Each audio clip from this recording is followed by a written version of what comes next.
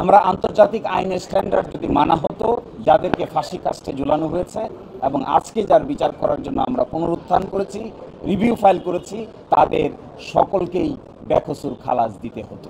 ফেয়ারনেসের জন্য, ন্যায় বিচারের জন্য আন্তর্জাতিক স্ট্যান্ডার্ডের প্রয়োজনীয়তা থাকতে হবে।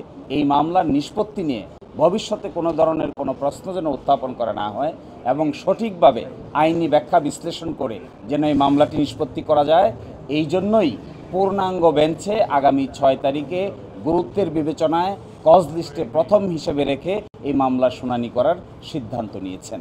রিভিউয়ের আপিল শুনানির জন্য আজকে দিন নির্ধারিত ছিল। মাননীয় প্রধান বিচারপতির নেতৃত্বে 4 সদস্য বিশিষ্ট আপিল বিভাগের বেঞ্চের সামনে শুনানির জন্য উপস্থাপন করা হয়েছিল। শুনানির এক পর্যায়ে মাননীয় প্রধান বিচারপতি ইচ্ছা প্রকাশ করেছেন যে এই মামলার গুরুত্বের বিচারে এবং এই মামলার আইনি জটিল ব্যাখ্যা বিশ্লেষণের বিষয়ে এই মামলাটি আপিল বিভাগের পূর্ণাঙ্গ বেঞ্চে শুনানি হওয়া উচিত। এবং এখন যে বেঞ্চে মামলাটি শুনানি উঠেছিল সেখানে 4 সদস্যের বেঞ্চ ছিল, কিন্তু আপিল বিভাগে এখন বিচারক আছেন সব মিলে 7 জন। এই জন্য পরিস্থিতি বিবেচনায়, গুরুত্বের বিবেচনায় এবং এই মামলার উচ্চতার বিবেচনায় এবং আইনের ব্যাখ্যা বিশ্লেষণের বিবেচনায় এই মামলাটি আগামী 6 তারিখে 1 নম্বর আইটেম হিসেবে পূর্ণাঙ্গ বেঞ্চে শুনানির জন্য দিন নির্ধারণ করেছেন। এর পিছনে মূল কারণ হলো যে মামলার আগের রায়কে আমরা চেঞ্জ করতে চাচ্ছি, সেই রায়টি দিয়েছিলেন 5 সদস্য বিশিষ্ট বিচারপতি, আর এখন আজকের যে বেঞ্চ ছিল এটি ছিল 4 সদস্য বিশিষ্ট।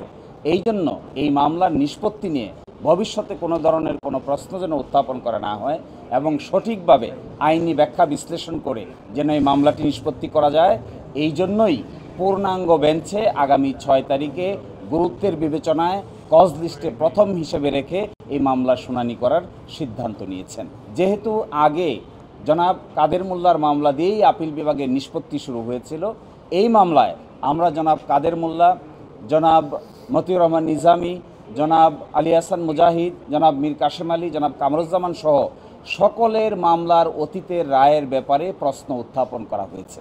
এই জন্যই মাননীয় প্রধান বিচারপতি মনে করছেন যে এত বড় প্রশ্নের সমাধান করার জন্য সুপ্রিম কোর্টের পূর্ণাঙ্গ বেঞ্চ একসাথে বসে যদি সিদ্ধান্ত নেন, তবেই এটা আইনের দৃষ্টিকোণ থেকে এবং ভবিষ্যতের দৃষ্টিকোণ থেকে এটি উত্তম হবে।